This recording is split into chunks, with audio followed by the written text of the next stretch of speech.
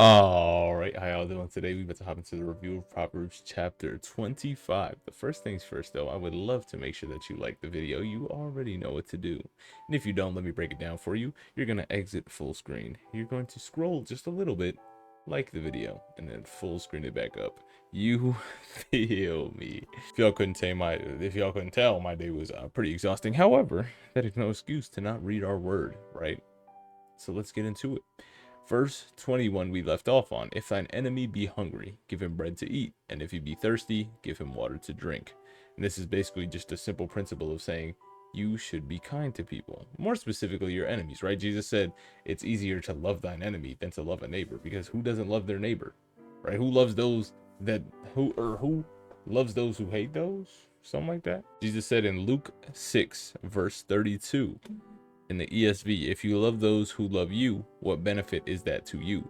For even sinners who love those who love them. And in verse 33, and if you do good to them which do good to you, what thank have you? For sinners do that. If you lend to them of whom ye hope to receive, what have ye? For sinners also lend to sinners to receive as much again. But love your enemies and do good and lend, hoping for nothing again, and your reward shall be great. And ye shall be the children of the highest, for he is kind to the unthankful and to the evil. Be ye therefore merciful, as your Father also is merciful. And judge not, ye be not judged, and the like. So basically saying be nice. And Pastor Paul mentioned, I believe I got the two times conflated of when I wanted to say this message. I said it during the China and McClain video reaction. However, I meant to say it here, that he said in this sermon, when you have somebody who's going through a tough time and you know that person hates you, when you reach out to them and you do something good for them, you offer them a fruit of goodwill, who's going to say no? And whose opinion of you is not going to change, right? Some of them might be saying, oh, he's doing it for sympathy, or oh, he knows I hate him, so he's reaching out. Most people are going to say, if they're really down and out enough, they're really just going to think, wow, this is the only person in my corner, or who it feels like is in my corner at this tough moment in my life. And I'm truly appreciative of that. I remember vividly, there's this Swoozy video, pretty vividly. I don't remember what the video was, but it was something about like toxic friends, right?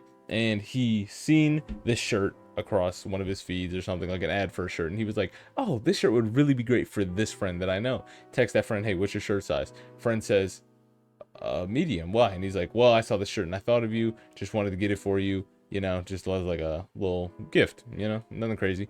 And he said, wow, thank you, I was going through so much at this time, and you know, I was actually dealing with some people and they were talking crap about you, but you know what, you're actually a nice dude, and it's F what they said, because clearly you're just a good dude, and you know, I guess they're just spreading rumors and making lies. And it goes to show that when somebody's in a down and out place, right, a lot of people may forget what you said, they may forget how you say it, they may forget the content of it, the sort of situation surrounding what you said, but overall most people don't forget how they feel about you, right? So if you may have done something to offend somebody, the worst thing you could do is keep offending them. The best thing you could do is try to change their mind about it. Open it up, have a nice conversation about it, right? Try to be the bigger person in that aspect, right? Because two evils don't make it good. Anyway, verse 21 or 22, for thou shalt heap coals of fire upon his head, and the Lord shall reward thee, right? Two consequences. First, you're going to heap coals upon his head. And this is just an old way of saying you're going to change their opinion about you. They're going to feel regret about the way they felt to you because, hey, you're a nice guy. And they can now appreciate that. So they're going to change their opinion about you. And two, the Lord shall reward thee, right? We see back when Jesus was speaking that he said, you know, your reward shall be great and you're going to be children of the highest, right? Not that, you know, you're going to get so much money and all this, is your reward will be great. We don't know what that is going to be. But all in all, we know that you're going to reap what you sow. And if you're sowing good seeds, your harvest should be great. Consequently, should it not? Right? But it's not just about sowing the seeds, but it's also tending to them, making sure that they're staying cultivated and good, right? Anyway, verse 23, the north wind drives away the rain, so doth an angry countenance and a backbiting tongue, right? And I forgot to mention that Pastor Paul brought up in the sermon that God sends rain on the just and the unjust, meaning he blesses those who are righteous and those who aren't righteous, right? And none of us are technically righteous, but we are made righteous through the blood of Jesus Christ and his sacrifice. However, you can see that by sending rain on the just and unjust is shown as a good thing, a blessing. Verse 23, the north wind drives away the rain. North wind drives away a blessing, so to speak.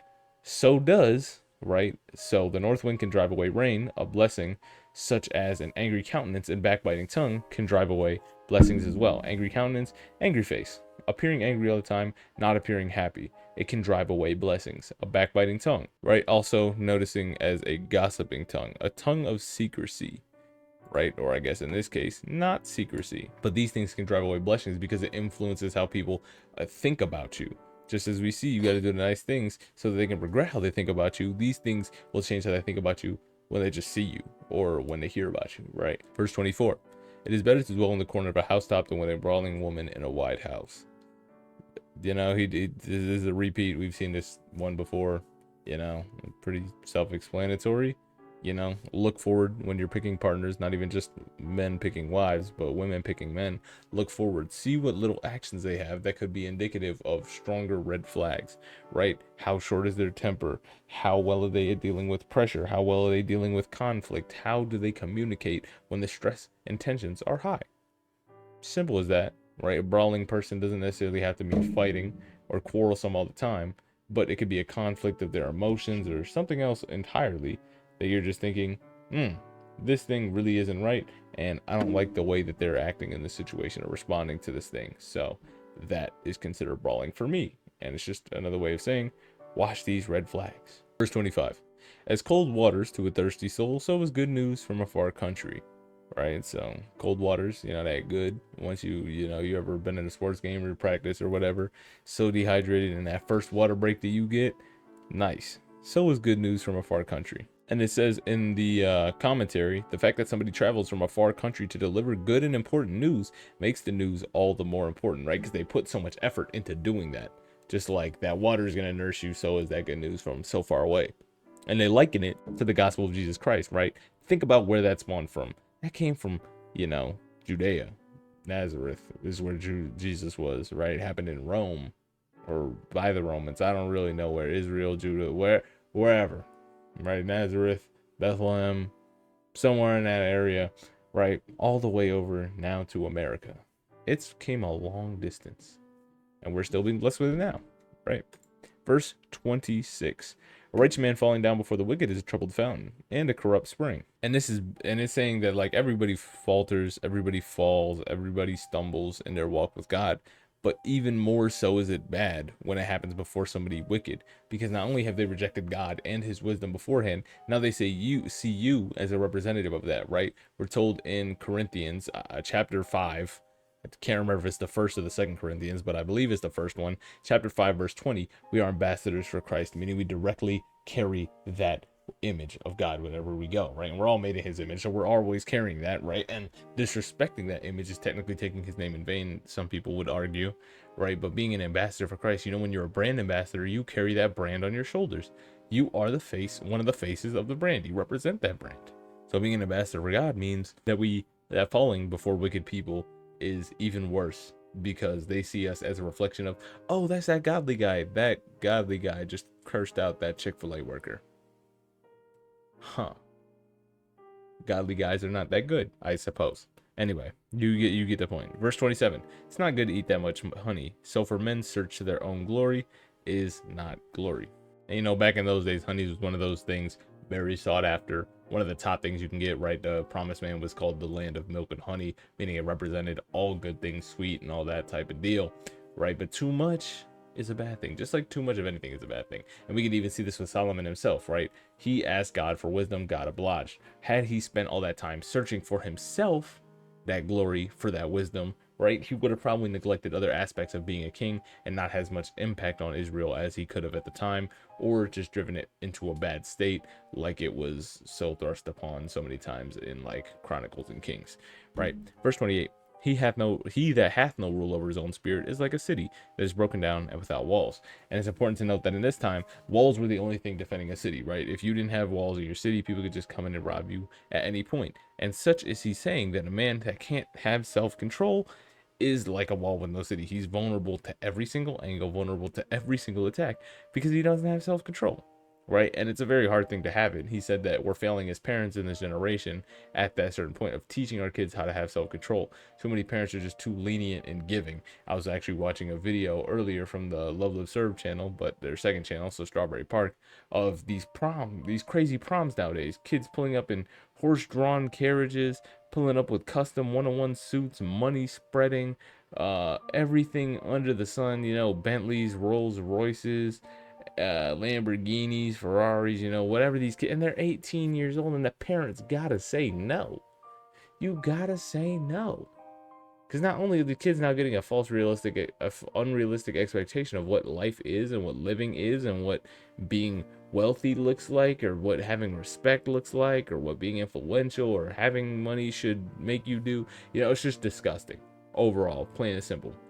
The parents don't have self-control, and it's teaching the kids not to have self-control, right? Somebody, what's it called? My friend was roasting me over my sponge. He's like, you need a scrub daddy. I'm like, a scrub daddy? I can get 2 packs of sponges and a pack of these hard scrubbers for the same price I can get 1 scrub daddy. And scrub daddy ain't last me 3 months, right? Barely lasted me like 3 months. It's just like, I told him, I'm like, I'm a broke college student. I'm being frugal, right? Having self-control rather than buying every single thing that I ever laid my eyes on and all that. You gotta make some decisions. Show that you got self-control. Put the card down.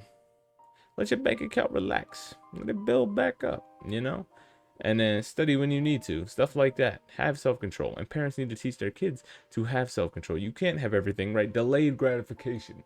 There's, in my psych classes and in my early childhood education type classes, and the combination of both, there was this experiment, quote unquote experiment, right? Give a kid a marshmallow or put it in front of them, right? Tell them, if you don't eat this, by the time I come back, I'll give you 2. There's some kids that maybe they only want 1 marshmallow, and they're just gonna eat the 1 marshmallow before the parent comes back. Fine, right? They only wanted 1. But the kids that want 2, it's a challenge for them not to eat the 1 in hopes that they get the 2nd, right? And a lot of what self-control is, right? It's a gift of the spirit, firstly. He said it's the last one, but it's still one of them, right? It's still important, last but not least. But even still, having self-control is what we have for God, right? We control ourselves in relation to our sin. He gives us the strength to control ourselves, but it's up to us whether we want to say, God has given me the strength to control myself, and I just have to choose to accept that strength and control myself, or say, F this, I can repent later, and then indulging, right? And it's a hard battle, but trust and believe it is very representative of our walk with Jesus on a daily basis. So, parents, let's teach our kids how to have self-control. You don't need everything at every single moment. Let's delay our gratification, and let's work to be better Christians with the grace of God. All right, that's going to be the end of the video. Hope you guys have yourself a fantastic rest of your day. Peace.